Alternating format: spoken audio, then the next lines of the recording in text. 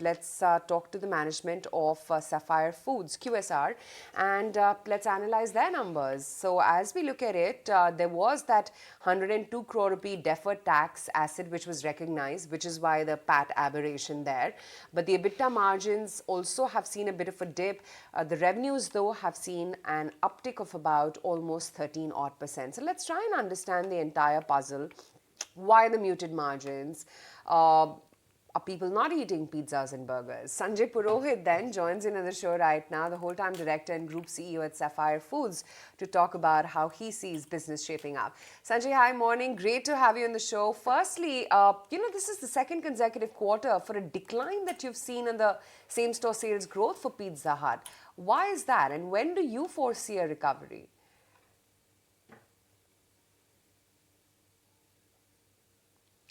Sanjay, you'll have to unmute yourself. We can't hear you.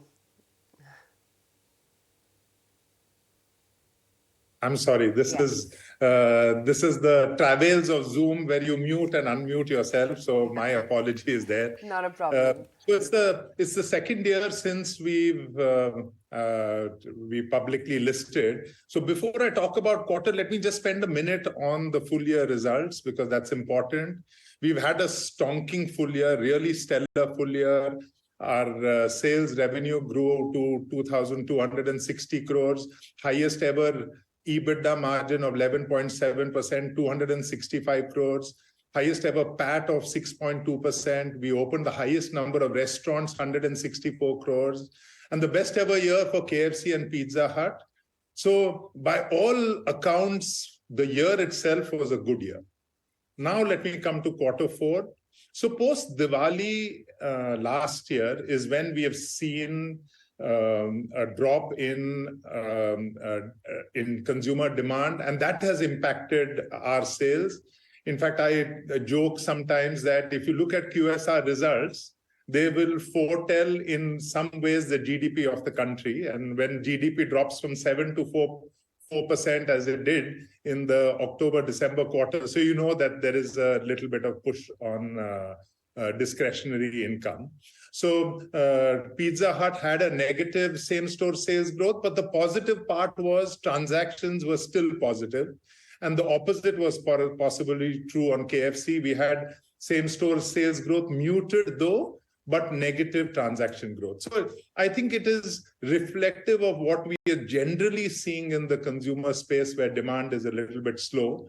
But I think the important part is that we are gearing up to do or to take charge of the market. And there is much exciting news on both the brands. On KFC, we launched our value, a completely different layer, we call it, the chicken roll starting 99. In Pizza Hut, we revamped our menu, 10 new pizzas. We've launched a new advertising campaign. We are back on television after a long time.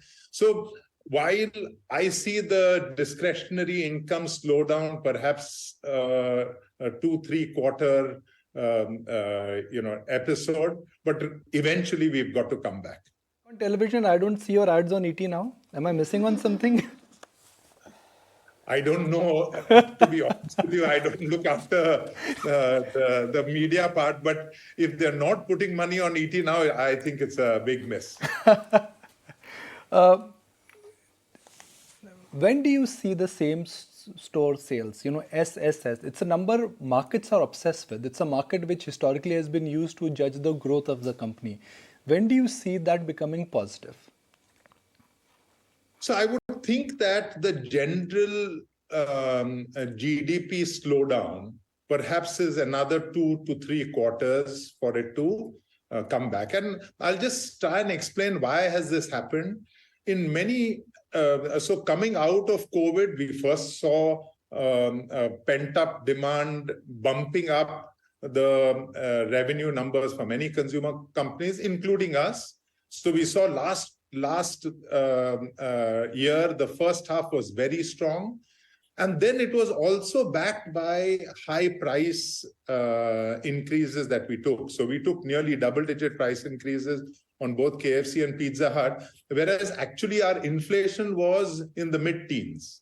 So generally we see that when there is such kind of inflation, there is a impact on demand. But I would say perhaps the next 2 to 3 quarters might be a little muted, and then we will start to see same-store sales growth come back. But really the picture to look at is both same-store sales growth as well as systems growth. And let me explain. So if you look at KFC grew at 23% system growth or 24% system growth, but 2% same-store sales growth.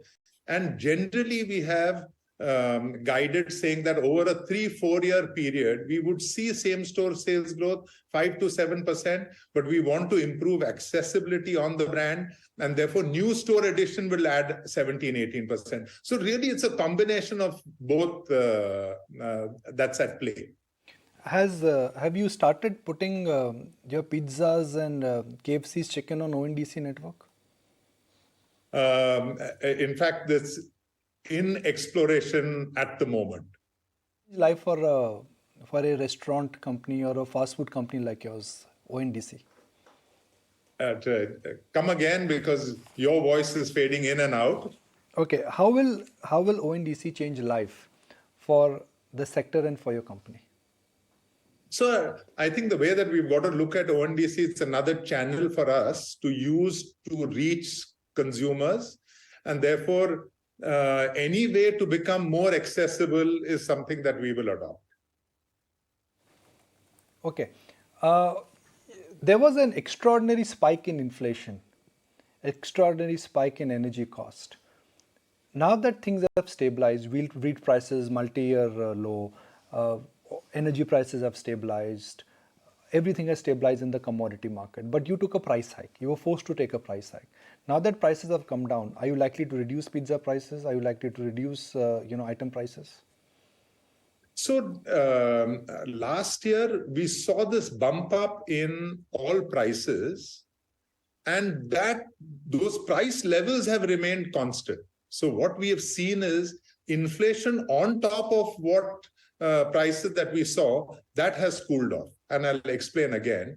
So on KFC and Pizza Hut, we saw raw material and packing material ingredient pricing to be close to 16 to 17%. That was the kind of inflation that we saw. And we took price increases only in the region of 9%, and therefore we saw gross margins also impacted in the short term. Today we are seeing on two big raw materials, chicken as well as dairy. Chicken is stable, but still substantially over, say, 18 months ago. Dairy keeps increasing. Oil, flour, etc. has started to stabilize. So I don't think there is a case for us to actually reduce prices. And if you look at our total basket, you're right, utility is commodity prices and raw material prices have reduced, but utility prices have not reduced. So we've seen the highest ever increase in electricity prices in Tamil Nadu. Our minimum wages have gone up by 40% in Gujarat as well as in Karnataka. And with elections due, and this is what perhaps we would see over the next year. So I think inflation will cool down, but it's not going to revert back to the levels of 18 months ago. I have a very basic question that how many supply chain do you think in India will coexist? The whole restaurant experience, then you've got food delivery model, then you've got a mix of what you do, which is food delivery as well as restaurant food, as well as opening up restaurant, and then you've got ONDC. Aren't there too many multiple channels which suddenly are there? I've grown up in FMCG all my life, and I'll use the lessons from FMCG here. Distribution is key, and accessibility is absolutely key.